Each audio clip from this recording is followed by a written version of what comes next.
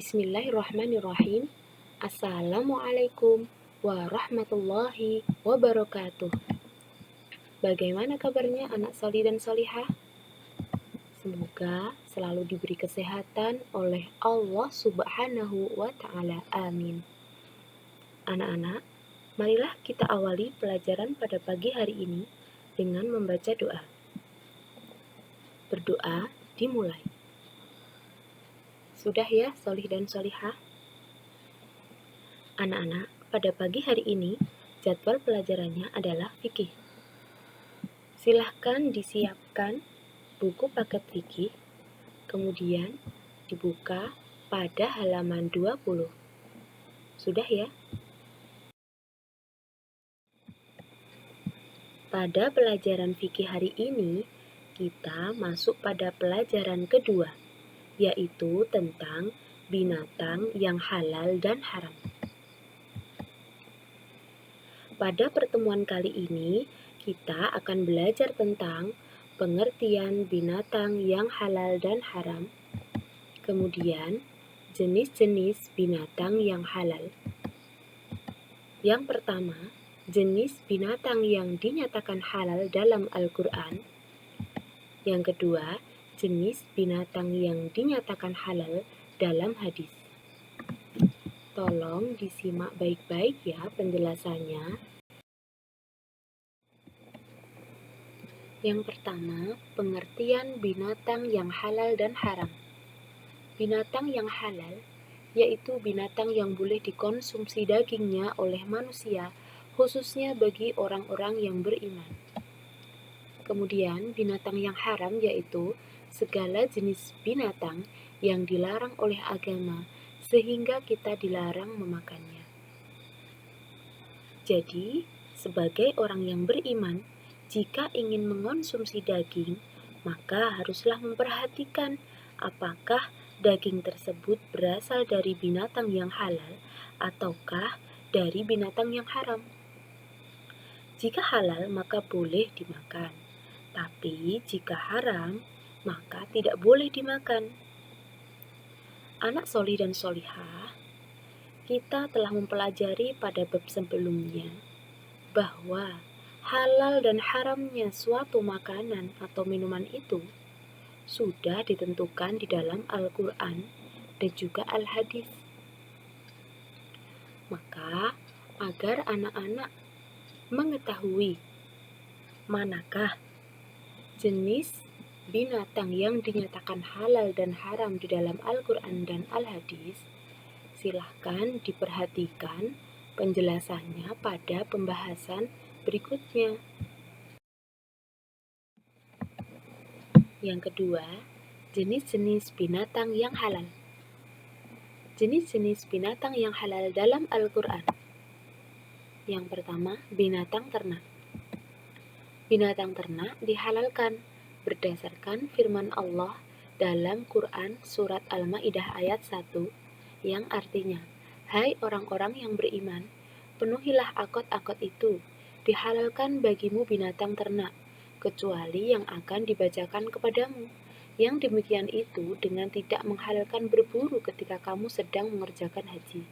Sesungguhnya Allah menetapkan hukum-hukum menurut yang dikehendakinya.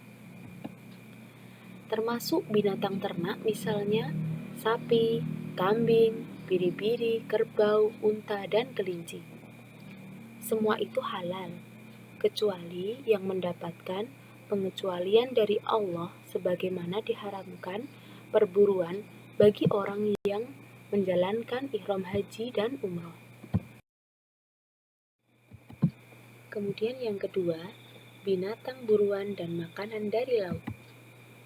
Binatang buruan dan makanan dari laut dihalalkan berdasarkan firman Allah Quran surat Al-Maidah ayat 96 yang berbunyi, A'udzu billahi minasy syaithanir rajim.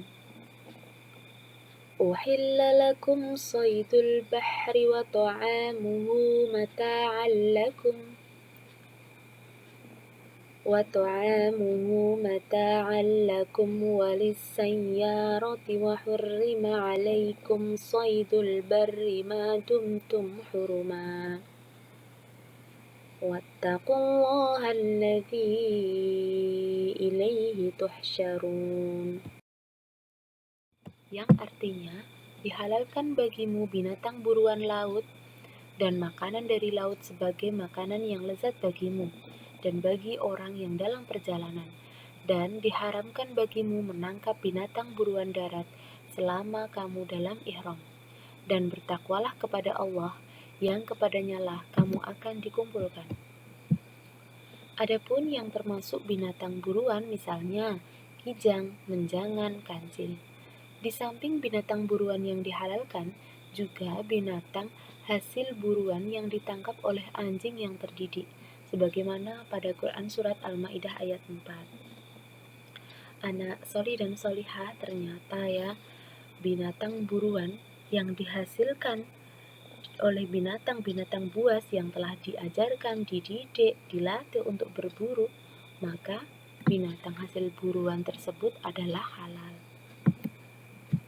Anak-anak, demikian tadi jenis binatang yang dinyatakan halal di dalam Al-Quran. Kemudian yang berikutnya, jenis binatang yang halal berdasarkan hadis. Yang pertama, ayam.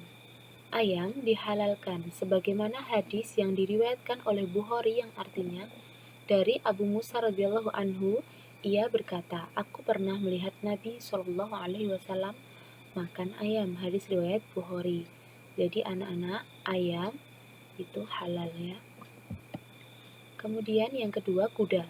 Kuda dihalalkan sebagaimana hadis Rasulullah Shallallahu alaihi wasallam yang artinya dari Asma binti Abu Bakar radhiyallahu anha, ia berkata, pada zaman Rasulullah Shallallahu alaihi wasallam kami pernah menyembelih kuda dan kami memakannya.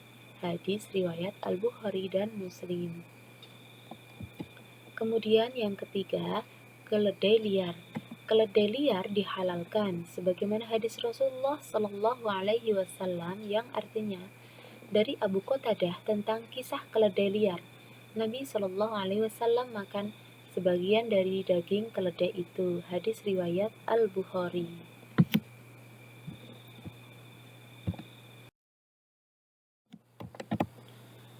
Kemudian yang keempat yaitu kelinci. Kelinci dihalalkan berdasarkan hadis Rasulullah Shallallahu alaihi wasallam dari Abu Anas radhiyallahu anhu. Dalam kisah kelinci ia berkata, ia menyembelihnya lalu dikirim daging punggungnya ke Rasulullah Shallallahu alaihi wasallam. Lalu beliau memakannya. Hadis riwayat Al-Bukhari. Anak-anak, daging kelinci juga halal. Kemudian yang kelima, belalang. Belalang dihalalkan sebagaimana di dalam hadis dari Ibnu Abi Aufa berkata, kami berperang bersama Rasulullah Shallallahu alaihi wasallam 7 kali perang. Kami memakan belalang. Hadis riwayat Bukhari Muslim. Nah, anak-anak suka kan dengan belalang? Belalang juga halal. Anak solih dan solihah, demikian tadi jenis binatang yang halal berdasarkan hadis. Apa saja tadi? Yaitu ada ayam, kemudian kuda, keledai liar, kelinci, dan belalang. Kemudian untuk jenis binatang yang dinyatakan halal dalam Al-Quran, apa saja tadi? Yang pertama adalah binatang ternak, kemudian binatang buruan, dan makanan dari laut.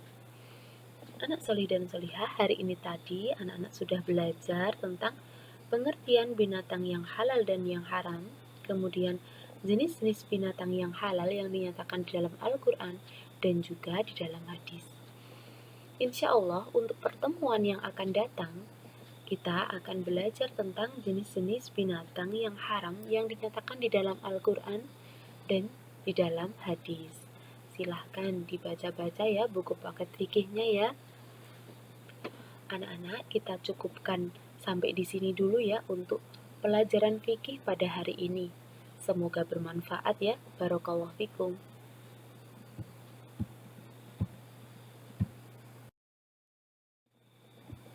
Kemudian untuk selanjutnya, silahkan anak-anak mengerjakan tugas berikut ini, yaitu dengan menjawab beberapa pertanyaan yang ada di bawah ini. Kemudian jawabannya silahkan ditulis pada buku tulis fikih ya. Jika sudah selesai, minta tolong difoto, kemudian dikirim melalui via WA ke nomor Ustazah. Selamat mengerjakan, barakallahu fikum.